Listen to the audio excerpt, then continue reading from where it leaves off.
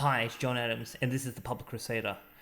We're back to talk about ASIC again because things are starting to heat up.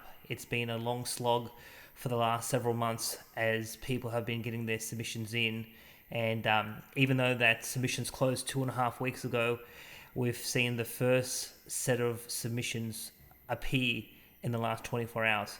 It's very important that people understand why ASIC is so important. We've got the biggest debt bubble in the country's history. We've got dramatically rising interest rates. A lot of people are struggling financially. Businesses are going to go bust. Investment schemes are going to go bust. People are going to be losing money left, right, and center as the RBA continues to raise interest rates. But not only that, when people get into financial difficulty, they cut corners. The increase for fraud in this environment in 2023 is sky high, and it's going to get even worse as people's financial situations deteriorate. If you want to be protected against shonky business people, shonky investment people, you need a strong financial police force in this country. That's the only way you're going to protect what you've worked so hard to build up. There's no point in doing economic analysis or market analysis and thinking about what's going up in price and what's going down in price if you're going to be the victim of financial crimes or financial fraud. Because particularly when it comes to fraud, if you think you own something and then someone has stolen it from you without your knowledge, and then the time when you want to get your property or your asset or whatever the case may be and it's missing, that's when you need a strong ASIC. You need a strong ASIC who is not only going to respond when you go to them for help. We need ASIC to be in the market, in the economy. We need them to anticipate where crime may occur. We need them to find the crooks before they cause too much damage and to take quick and swift action before they harm a whole bunch of people across the country. That has not been happening at ASIC, and that's why I've been fighting so hard in order to actually fix this after 15 years of systemic failure. So 20 submissions were accepted by the inquiry yesterday, and they were published on the inquiry website for the first time in 2.5 weeks since submissions have closed. There are hundreds of submissions yet to be processed, yet to be accepted, and yet to be published. And so the next 2 weeks is going to be very important. And I hope that my submissions will be obviously accepted and that I'll be able to be called and testify and actually talk to Parliament about how broken ASIC is and this financial police force is. But of the 20 that was published yesterday, the most important submission was the ASIC submission, which is a 75-page complete disaster. Here we have the Parliament, the Australian Senate, universally concerned with ASIC's performance. They have been slammed from pillar to post by me on social media, by Senator Bragg, by a whole host of other people across the economy, and yet the quality of the submission they put forward was very poor. The key point, I just want to spend some time in this recording to focus on some key things that I drew from the submission and why it's important to you. The first thing is that they didn't dispute my numbers. So they had a whole host of statistics in their report, and you can tell that their report was a response to my report because they presented data for 11 years, the same 11 years that I did in my two independent reports back in October. And the numbers are largely the same. Now, some of the calculations that they used to come up with certain tallies were slightly different compared to me, but the raw numbers are the raw numbers. And they did actually present some additional numbers that I didn't know about, which were not in the public realm, which even paint a more damning picture, and I'm going to get into that shortly. But the key point to know about this ASIC submission to the inquiry is that they had no answer, no explanation, no justification for the trend in decline of their performance. They have been doing fewer investigations since 2014 on a consecutive year-by-year basis. All of these reports of alleged misconduct that result in no further action has gone through the roof over the last 11 years. When it comes to whistleblower disclosures, average since 2015, 91% rejection rate. Why is this happening at ASIC? They have no answers. They didn't attempt to explain their conduct. They just basically did a copy and paste from their website and basically said, this is what we do, this is how we do it, and these are our numbers.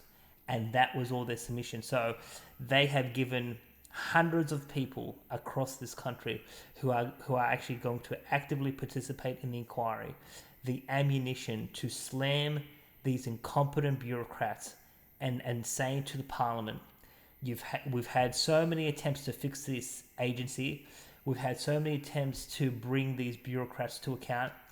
It's now time to get rid of these people because they cannot they are not performing. They can't explain in any coherent way why they've been wasting taxpayers' money by running a completely inept and incompetent law enforcement agency. Now, the one key aspect that was new in the report that I thought was really stunning, and I've got some slides I'm just going to show you in terms of this recording, is so you may remember that in September last year, when I was doing a series of recordings with Martin North in the interest of the people, I said the chances of getting an investigation from submitting a report of alleged misconduct was 0.7%. And the media reported that on average, according to my analysis, it's less than 1%. The number is actually a lot lower. And so what I'm going to do is I'm just going to bring up slide 1. And pretty much the key new data that ASIC provided was that they revealed for the first time to the public that when they commence a formal investigation, there are 3 main sources of how that investigation comes about. The Office of Enforcement, so the investigators can basically initiate an investigation of their own volition. They may come across something, they may see something, they may get a tip-off from a member of the public that hasn't come through the formal channels, and they may decide to start their own investigation, or they may get a order from the chairman, the deputy chair, or someone very senior, start investigating this entity or this individual. The second source of how they get commence investigations is through reports of alleged misconduct, and we're about to go through what they are because that's what I was really reporting on in terms of my independent reports. And the third source of where investigations come from or how they get triggered is from the supervision teams that basically ASIC runs. So right across ASIC's remit of responsibility, they have teams of supervision that constantly keep an eye on the industry and what the industry is doing. And obviously, when they see something wrong in those industries, that's when they can go to the investigators and say, something's wrong here, and start a formal investigation. And that's where the bulk of the investigations come from, the supervision team. It doesn't come from these reports of alleged misconduct. So if we can go on to slide 2, this table 9 presents the raw numbers that have come from the ASIC submission. And what you can see is very much like I said, the top line is investigations commenced by the enforcement team itself. The middle line is investigations commenced directly from a report of alleged misconduct. And the third source of how an investigation may commence is a referral from a supervisory team. And you can look at that bottom line that these are the biggest numbers, and that in almost all the years, the majority of investigations come from the supervision team, not from direct reports of alleged misconduct. So if you are an investor or a shareholder, or you're a victim of the banks, or you're an auditor, or you've got an Australian Financial Services license, or you're a liquidator, and you've gone to ASIC and you said, there has been a breach of the law, the chances of that direct report leading to a direct immediate investigation is less than 50% of all the investigations they start. And that is something that I didn't know. Now, so if we can quickly just go on to slide 3, just to remind people where these reports of alleged misconduct come from. They come from the public. In terms of the second category, reportable situations, or what they used to call breach reports. If someone holds a financial services license and they break the law, they are required by law to tell ASIC that they've broken the law. Or in certain circumstances, auditors are required to tell ASIC that they've broken the law. And the third category is statutory reports from registered liquidators. What happens here is that registered liquidators are required by law to provide an initial report when they do a liquidation, and that report talks about what they find when they do their investigation, and then obviously if there's any potential breaches of law, they flag that for ASIC to look at. And then once ASIC looks at these initial reports, they then go back in certain circumstances and ask for a supplementary report. And then once they get these supplementary reports, if there's something strong enough from those supplementary reports, that's when they can commence an investigation based off the supplementary report, but not off the initial report. So when I did my numbers and I worked out the 0.7%, I was focusing on the supplementary reports, which is a smaller number compared to the initial reports, whereas ASIC's own numbers focus more on the initial reports. But the key thing is, if we go to slide 4 and we have a look here, so you got to understand what I did back in April last year. I went to ASIC on the 6th of April. I gave them the package, the 608-page monstrosity that took me 9 months and $50,000 to put together. And I said to ASIC, I want you to start a formal criminal investigation because I think I've found a massive fraud scheme that requires law enforcement to bring the scheme and the individuals to justice. The chances of that happening from a direct report that, like I did, if we just look at financial year 21-22, which is the financial year that I actually gave ASIC that report, what we can see is that there were 35 investigations directly resulting from reports of alleged misconduct. How many reports of alleged misconduct did ASIC receive in this financial year? In total, 12,382. So where does that number come from? Reports from the public, reportable situations in these supplementary liquidated reports. So the chances of me in April of 2022 walking into ASIC and saying, here's 600 pages, start a criminal investigation because I think I have something that will bring certain parts of the economy to a screeching halt. The chances of pulling that off was not 0.7%, according to ASIC's own numbers, and these numbers come from slide 2. You can go back and look at slide 2. The number is 0.28%. So less than 0.3% of a chance to spend 50 grand in 9 months and walk into ASIC as a blue-collar bogan from Wollongong and say, John Adams is here, I want you to start an investigation. And within 2.5 months, they started the investigation. So the chances of doing what I did is extremely remote. It's the hardest thing I've ever had to do.